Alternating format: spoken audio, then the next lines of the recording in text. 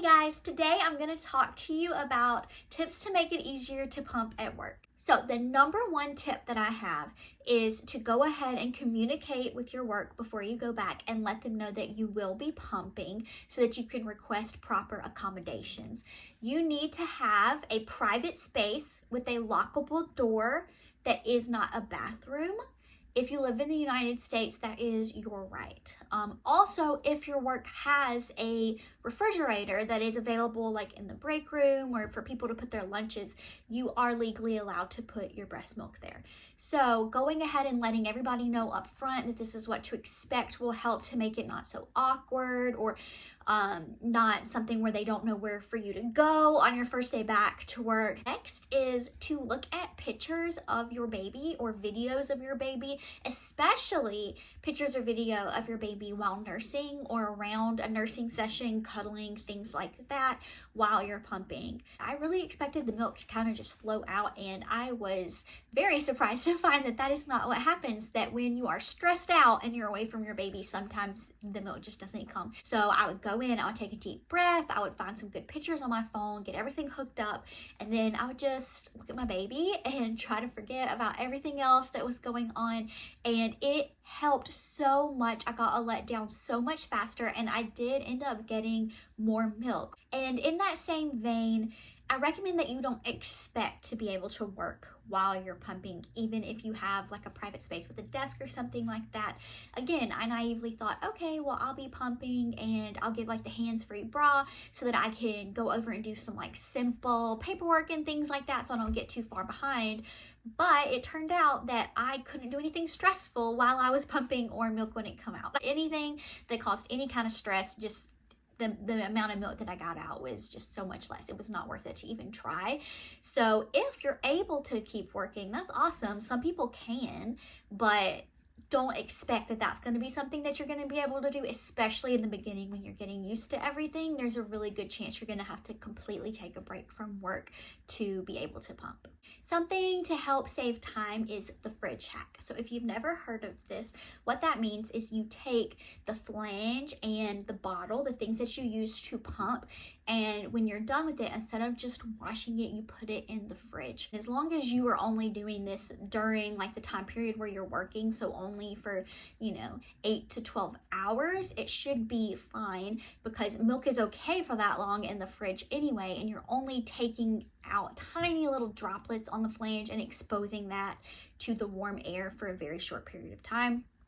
Technically, I don't think that this is something that the CDC recommends, but I've heard from many people that their pediatrician said it was fine. I've been doing it for months now, and I haven't had any kind of issue. Another thing that you can do is to pump directly into the bottle you plan to use, if at all possible. So Spectra, the pump, actually fits, I believe, the Philips Avent bottles, which is so nice because if you use those bottles, you actually don't have to use like the collector cup and then pour it into the bottle. You can just pump directly into the bottle, and you can have even less things to wash, less things to do after work, because you can just go ahead and get the amount that you need for the baby to eat the next day and not even worry about it. I actually think that I heard that the Medela will fit with the Dr. Brown's as well. So if that's the case, if you have that particular pump, that may be something helpful as well. They also make adapters, and if I would have realized that soon enough, I think I might have bought an adapter. Yeah, you have to wash the adapter, but I think it's probably easier than washing extra sets of bottles. So that's something else to look into as well. It can be really stressful when you're pumping at work because you might feel like you're letting people down, or you're taking too much time, or people forget that you're pumping, and so they ask you to do things that you can't do. And some of that you can't get away from, but one thing that can really help to mitigate that stress is to always pump at scheduled times if possible. So if you're able to pump at, say, 9, 12, and 3 every single day, then eventually most people you work with will kind of start to remember, oh yeah, okay, I forgot, it's 9, she's pumping. So they won't be expecting you to do things as much as they would if you work at all where you have some sort of schedule, like meetings or patients or clients. Put it on the schedule. So go ahead and for the rest of time, block out like 30 minutes, however long that you need to get all your pumping done, and put in there what you're doing as well. Make sure that you put something that lets people know that you're completely unavailable at that time.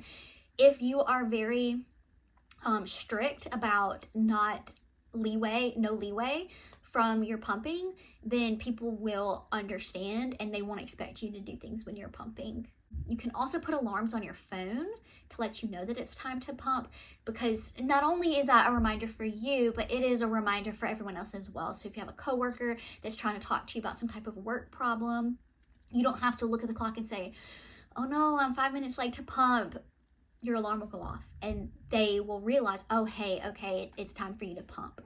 And another thing that you can do is make sure to bring healthy snacks and lots of water.